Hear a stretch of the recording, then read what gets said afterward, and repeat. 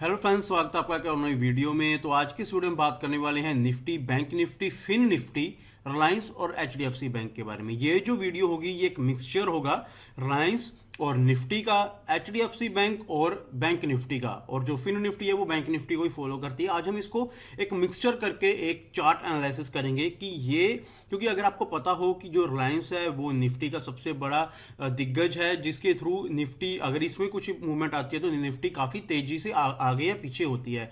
और वैसे ही HDFC bank है जो बैंक निफ्टी है उसको आगे पीछे करने में बहुत बड़ी जो भूमिका है वो निभाता है। और जो फिन निफ्टी है उसने तो फॉलो करना ही है बैंक निफ्टी को। तो चलिए आज इन चीजों को मिक्सचर करके और देखते हैं कि मार्केट कहां पर खड़ी है और ये कैसे काम कर सकती है। तो चलिए सबसे पहले बात करते हैं हम रिलायंस की।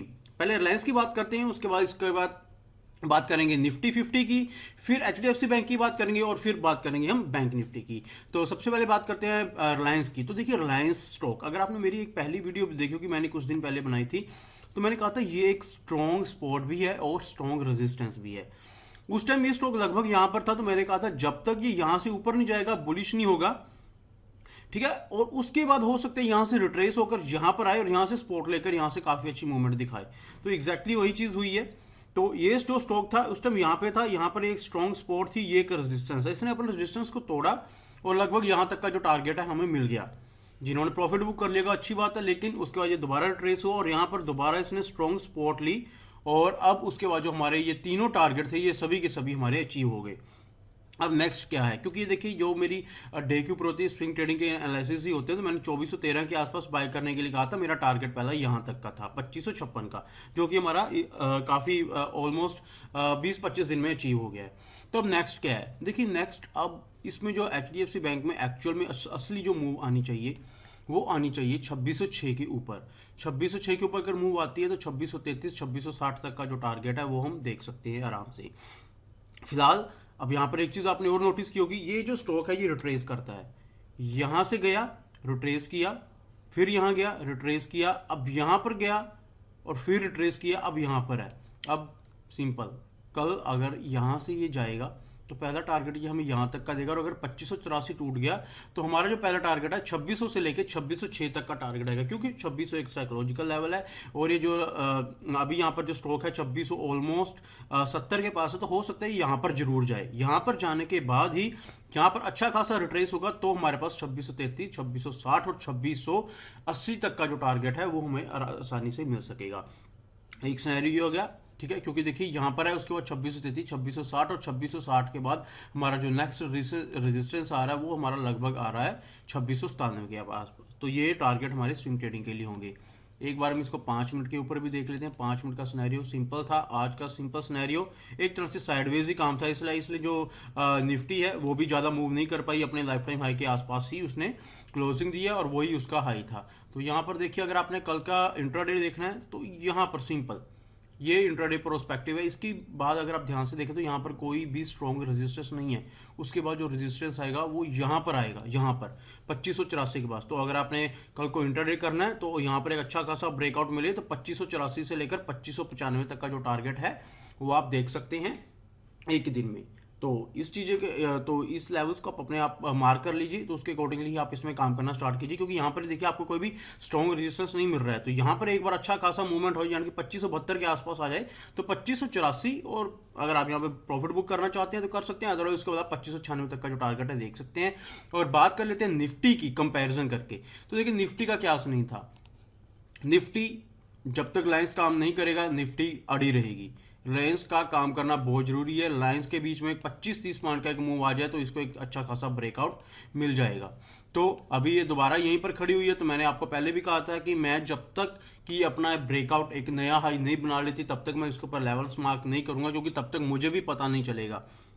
वैसे अंदाजन तो हमें पता ही है कि एक दिन में इसकी जो मूवमेंट होती है लगभग 150 से 200 पॉइंट की होगी, तो हम पहला टारगेट लगभग 70 पॉइंट का रख सकते हैं, दूसरा 140 का रख सकते हैं। लेकिन मेरा सिनेरियो कुछ अलग होता है। मैं हमेशा ऐसे काम करता हूं कि जो मेरे सामने चीज हो मैं उसी को देखता हूं, प्रिडिक्ट मैं बहुत कम करता हूं। तो सिंपल आज भी इसका काम यही है। देखिए ये भी रिलायंस की तर्ज पर ही काम कर रही है। निफ्टी क्यों कर रही है, ये देखो, यहां से गया, यहां रिट्रेस हुआ, यहां से गया, यहां रिट्रेस हुआ, अब यहां पर है। एक बार ब्रेकआउट मिल जाए, ये ब्रेकआउट हमें 19,000 के आसपास लेकर जा सकता है। वो हम तब नेक्स्ट लेवल से निकालेंगे जब हमारा जो जब ये ब्रेकआउट हो जाएगा। उसके बाद जो नए हमारे पास जो ओपनिंग आएगी, क्लोजिंग आएगी या फिर हाई आएगा, तो उसके अकॉर्डिंगली हम निकालेंगे। लेकिन फिलहाल अभी इसकी मूवमेंट मुझे लग रहा है कि बुलिश होने वाली है। एक बार इस लेवल को तोड़ दे तो एक मोटा मोटा टारगेट हमारा 18,935, 18,970 और 19,000 20-30 के अराउंड जो हमारा टारगेट है वो हमारा आ सकता है। तो आप इन लेवल्स को मार्क कर लीजिए अगर आप ट्रेड करेंगे। लेकिन मैं इसको सेफली सिक्योरली तभी करूंगा जब यहां से कोई काम होगा। तो रिलायंस में एक अच्छी मूवमेंट आएगी तो निफ्टी में ऑटोमेटिकली एक अच्छी मूवमेंट आ जाएगी। तो आपको इस चीज का हमेशा ध्यान रखना है। और अगर हम 5 मिनट के ऊपर भी इसकी बात कर लेते हैं तो 5 मिनट के ऊपर देखिए, बिल्कुल जैसा रिलायंस काम कर रहा था वैसे इसने आज काम किया है साइडवेज। रिलायंस बहुत बड़ी इंपॉर्टेंट रोल प्ले करता है निफ्टी को। तो यहाँ पर जैसे रिलायंस ने 5 मिनट के ऊपर काम किया वैसे ही निफ्टी ने काम किया है। कल अगर ब्रेकआउट हो जाए रिलायंस में काफी अच्छा, तो हमें जो निफ्टी है वो भी काफी अच्छा एक पॉजिटिव व्यू दे सकते हैं। लेकिन अगर ये यहाँ से कहीं खिसक जाए तो यहाँ से 752 से लेकर 652 तक का जो टारगेट है वो भी हमें अचीव हो सकता है। अदरवाइज 5 मिनट के ऊपर आपको काम करना है तो यहाँ से लेकर आप छोटे छोटे टारगेट्स, यानी कि क्योंकि 87 है तो ऑलमोस्ट 40 के बाद आपका जो नेक्स्ट टारगेट आ सकता है लगभग 980। बस इतना ही टारगेट मैं सोचकर चल रहा हूँ फिलहाल के लिए। तो इतना टारगेट आप देख सकते हैं। और अगर आप फिर भी एक रिस्क लेना चाहते हैं तो आप इतना रिस्क ले सकते हैं। तो ये आप लेवल मार्क कर लीजिए इंट्राडे के लिए। अब मैं इसको हटा रहा हूँ क्योंकि मैं इनके ऊपर अभी फिलहाल काम नहीं करूंगा। तो बात कर लेते हैं उसके बाद एचडीएफसी बैंक की। तो एचडीएफसी बैंक को हम डे के ऊपर चलते हैं। तो डे के ऊपर इसकी जबरदस्त मूव आई है। मैंने पहले भी जो वीडियोस में कहा था कि ये एक स्ट्रॉन्ग जो स्पॉट है उसका काम करे, क्योंकि देखिए यहाँ पर कितनी बार देखिए, एक तो यहाँ पर रेंज वाला बन रखा है, ठीक है। यहाँ पर रेंज इसकी जो स्पॉट थी वो रेंज थी, ठीक है, बहुत बड़ी 1583 लेके 1560 के बीच तक की थी। उसके बाद ये भी एक ऐसा लेवल था जहां पर बार बार स्टॉक आता है और यहां से वापस चला जाता है। अगर आप इसको ध्यान से देखें, ये देखिए, तो ये एक स्ट्रॉन्ग स्पोर्ट का काम कर रही थी। तो यहां पर से एक मूव आना काफी अच्छा सिनेरियो था। और मैंने कहा था एक बार ये चीज यहां से टूट जाए तो हमें यहां तक का टारगेट अचीव हो जाएगा। तो वो एक ही कैंडल में हमारा जो टारगेट है वो अचीव हो गया है।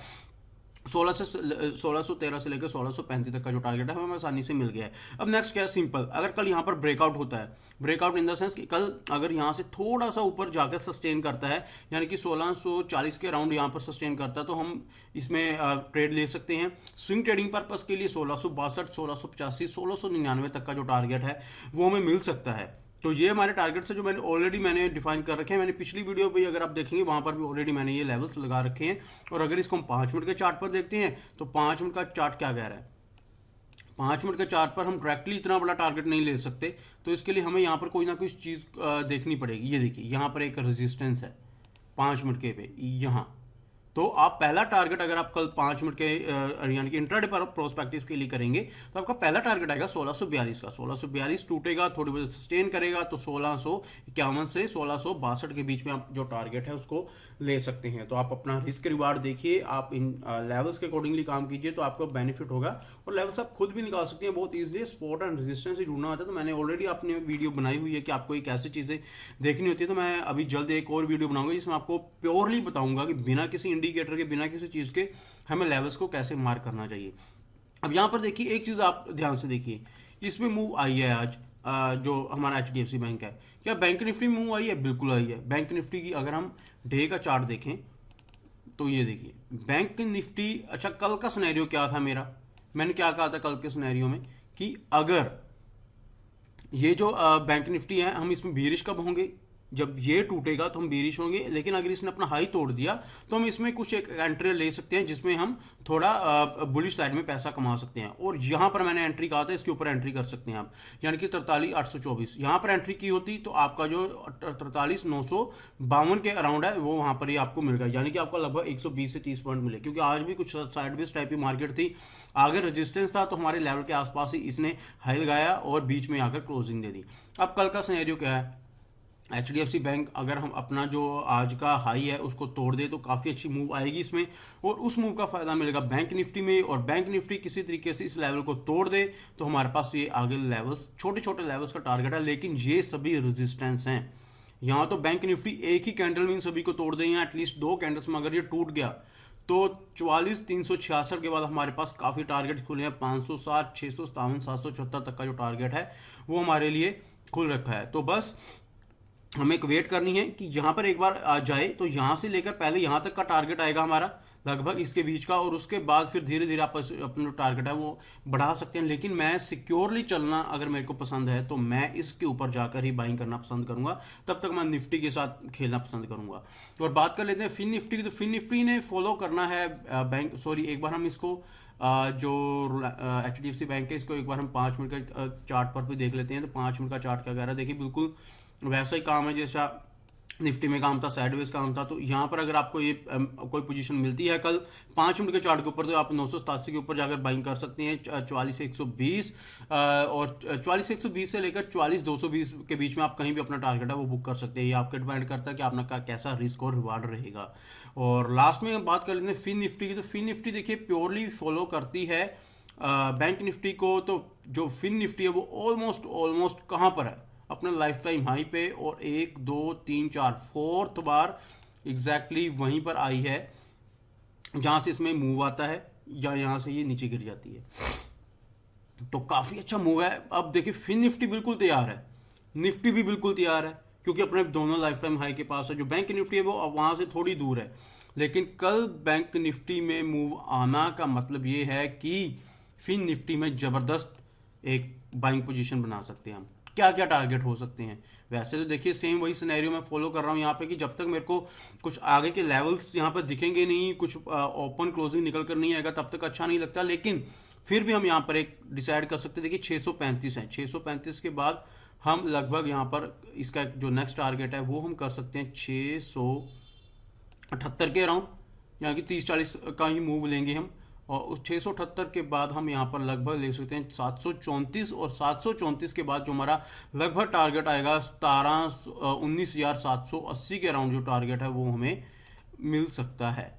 तो हम इसको इस सिनेरियो के अकॉर्डिंगली देखेंगे और देखेंगे कल को क्या होता है। तो फिन निफ्टी बिल्कुल अपने रेजिस्टेंस के पास है। एक बार बैंक निफ्टी मूव आ जाए तो इसमें काफ़ी अच्छा बेनिफिट हो सकता है। जो जो निफ्टी है वो भी ऑलमोस्ट अपने लाइफ टाइम हाई के पास है। एक बार ब्रेकआउट होगा तो हमारे नए हाई देखने को मिलेंगे। और जो बैंक निफ्टी है वो अपने थोड़े सा अपने जो रेजिस्टेंस है उसके बीच में काम कर रही है। तो इसके यहाँ से लेके 44,774 से लेके 43,958, यानी कि अभी लगभग 700-800 पॉइंट पीछे है। जब तक यहाँ तक की ये जबरदस्त मूव नहीं आएगी तो बैंक निफ्टी में जो बाइंग है वो ज़्यादा नहीं दिखेगी, और हमें जो अपसाइड का मूव है वो हमें देखने को कम मिलेगा। लेकिन हमारा मेन क्या काम होता है, हमारा मेन काम होता है हमने लेवल्स के ऊपर काम करना है। जैसे हमारे लेवल्स हैं हम उसके अकॉर्डिंगली काम करेंगे, तो वैसे ही जो हमारे ट्रेडिंग होगी वैसे ही हमारा जो उसका फल है वो हमें मिलेगा। तो फिलहाल के लिए आपको बस ये चीज़ें ध्यान में रखनी है, आपको लेवल्स मार्क करने हैं। तो देखिए यहाँ पर मैंने ये चीज़ें क्यों कर रखी है, देखिए आपको ये काफ़ी सारे लेवल्स लगे हुए दिख रहे होंगे। तो सिंपल सा सिनेरियो है इसमें, क्योंकि कुछ चीज़ें ऐसी हैं जो जहां पर आप ट्रेडिंग कर ही नहीं सकते। तो अगर मैं एग्जैक्टली बताऊं तो ये वाला जो जोन है, अगर मैं आपको बताऊं, मैं यहाँ पर मार्क कर देता हूँ ये जो जोन है ना, यहाँ से लेके यहाँ तक, ये बिल्कुल भी ट्रेडिंग जोन है ही नहीं मेरे अकॉर्डिंग। यहाँ से जब ऊपर जाएगा मैं तभी इसमें बाइंग करूंगा, अदरवाइज मैं यहाँ पे बाइंग नहीं करने वाला।